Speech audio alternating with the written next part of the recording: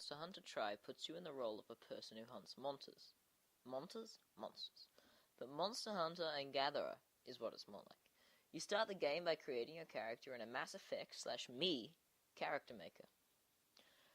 From there, you are introduced to the Monster Hunter world via some beautiful cutscenes. Meet some villagers, leave town, and do as you please. Wander the wilderness, go fishing, catch some bugs, mine precious stones, and, oh yeah, beat a bunch of dinosaur-looking things in the face with a hammer.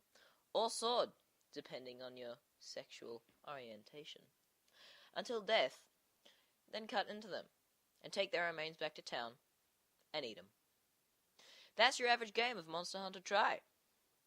There are a lot of things you can do around town. Pay cat people to cultivate plants and bugs for you on a little farm. Cuddle with a pig. Send some sailors out on expeditions.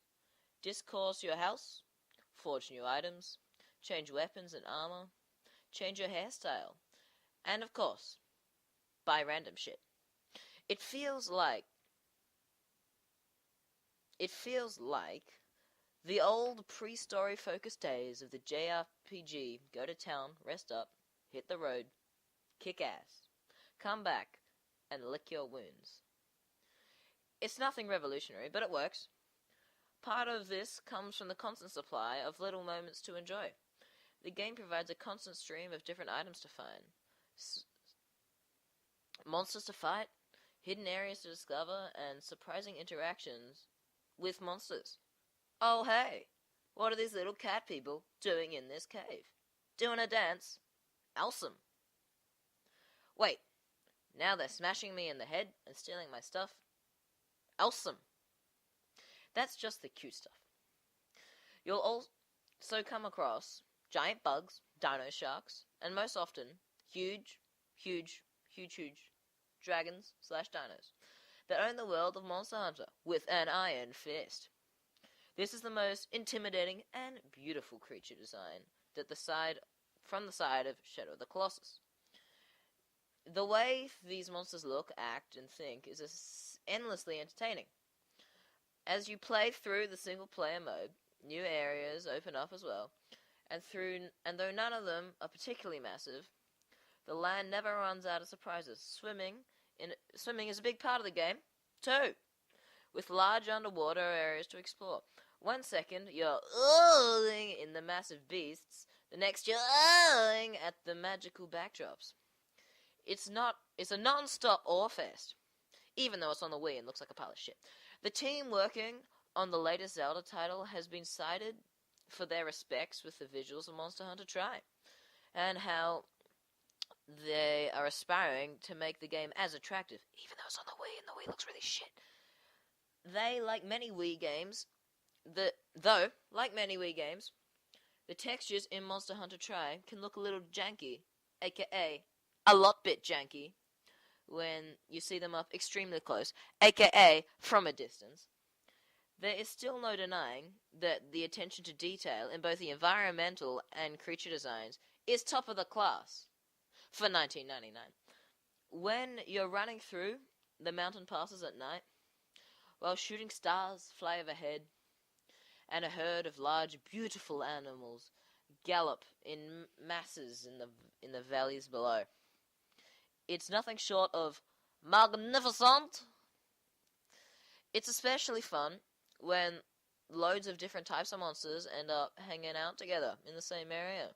You'll have a raptor like Jaggy biting your ass, and heavily armored Rhinopolis. So much care and attention has been put into the game's world. You'll really feel like you're living among the beasts. Just as much was put into the game's world. You really feel like you're living among the beasts. Oh, I read that line twice. Just as much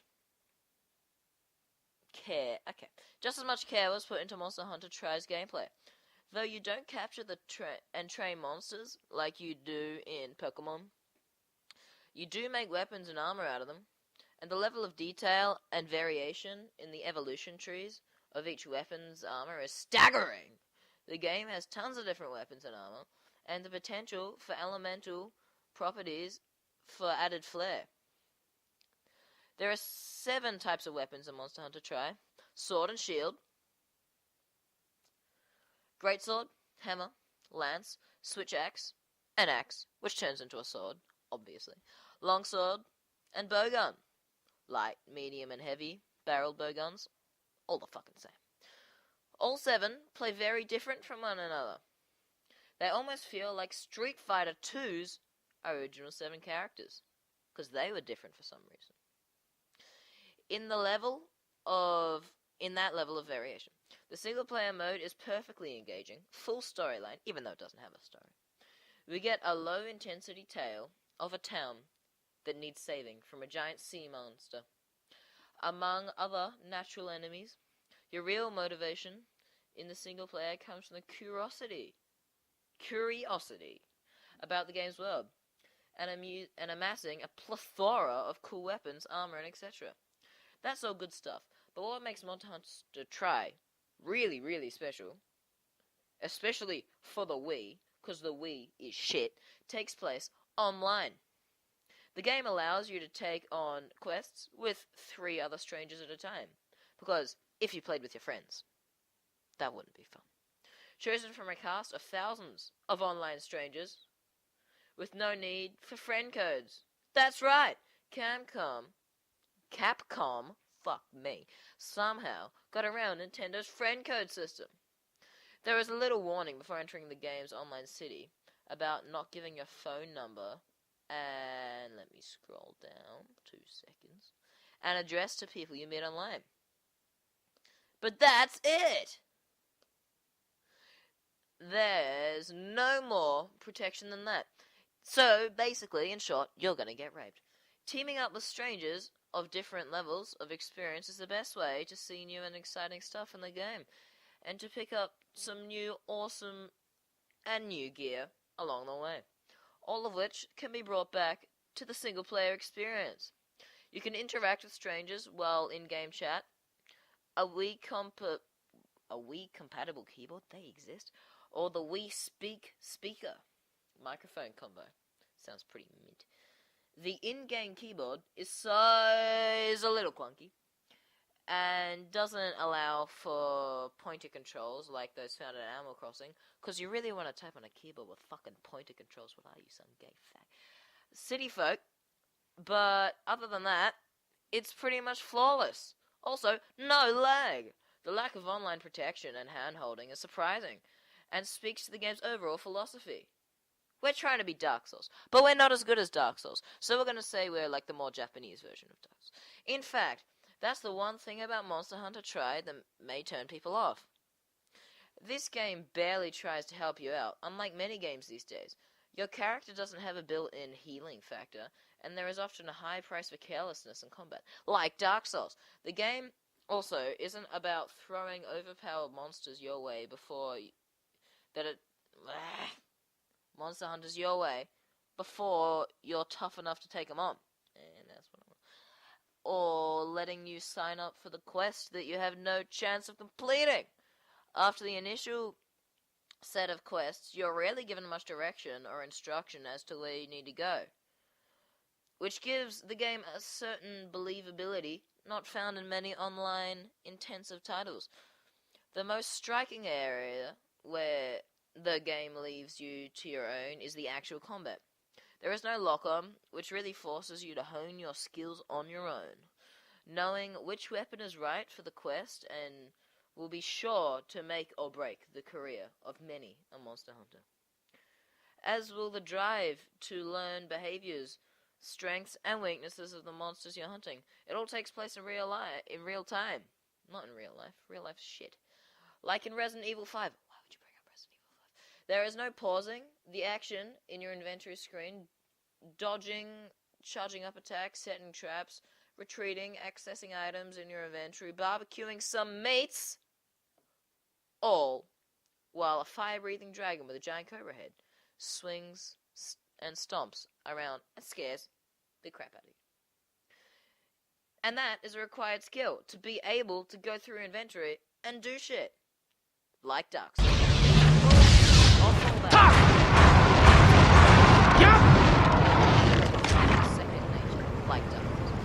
that's another one of the game's strengths. Control options. Not only does each weapon control something different to each other, but there are 3 overall control schemes. You can choose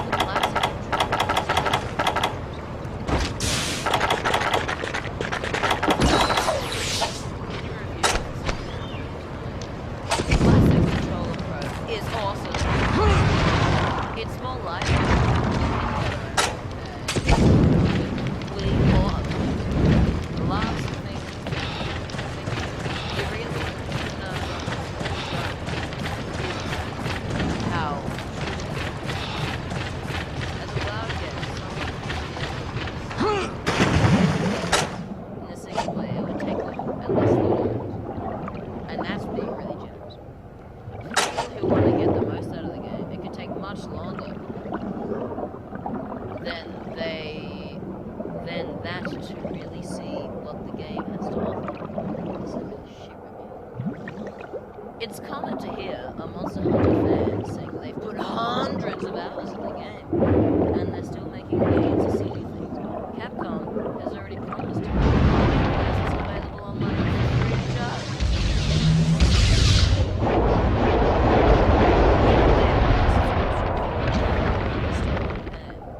But we get it for free! Fans of Japanese-style sandbox games need to buy Monster Hunter Tribe. The only bad thing about it, I think, is it really doesn't have to try over. It doesn't try to make you guys lazy, lock-on, healing factor-reliant action game like Dark Souls. Also, the game's local co-op mode is a little lacking. It only allows you to join one local and take on